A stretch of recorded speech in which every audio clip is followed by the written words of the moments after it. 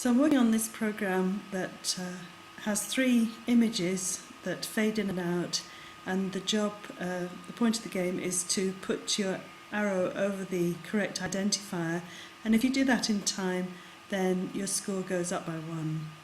So over here I've built an initialize handler which is going to put 0 into the score to start off with, and I've put 3 into a variable called number of images or number images, and I'm just going to check that I've put that up at the top of the program in my list of variables. And I've done that so that I can actually make the program more maintainable. So for example, if I want to have 4 images, then I can just change that number, and if I've used that variable in the program, that number will just appear, just ripple through the program. I've put the IDs of the different images into an array, so I've got, the array is called image ID. I've got image ID 1 and 2 and 3. So this is the name of the array, it's a variable, so again I need to make sure that's up at the top in my variable list.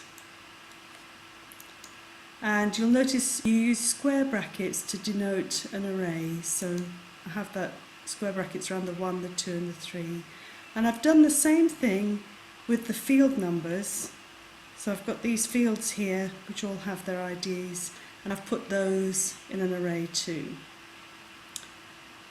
Now this loop here, fixed loop, I'm saying that I want to repeat for the number of images, which you'll remember I set to 3 there.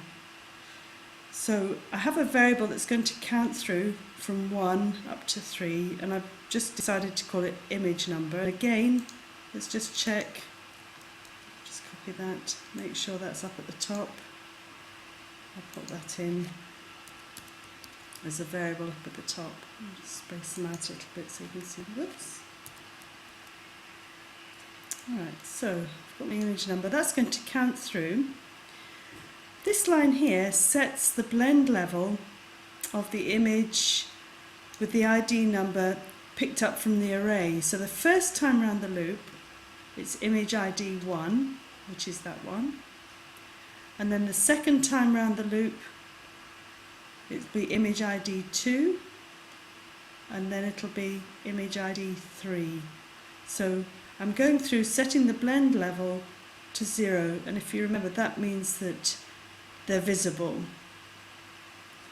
And I've decided to set the location of the image to a random position.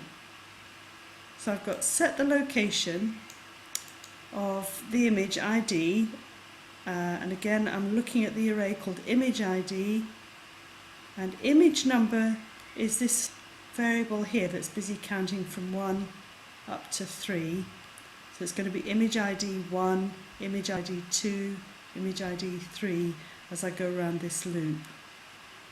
And here I'm picking up 2 random numbers from 1 to 400, and so that it'll just pick a random position somewhere.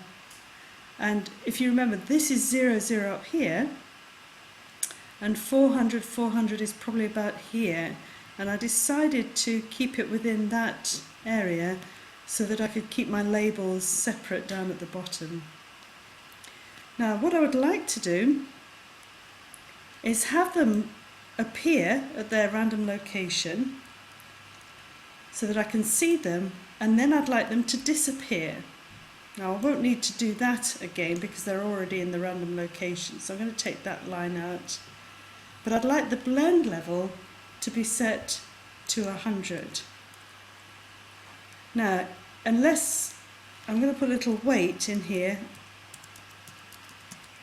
wait 2 seconds before I do that. So what should happen is that you can see the 3 images at a random position, waits a couple of seconds, and then they disappear.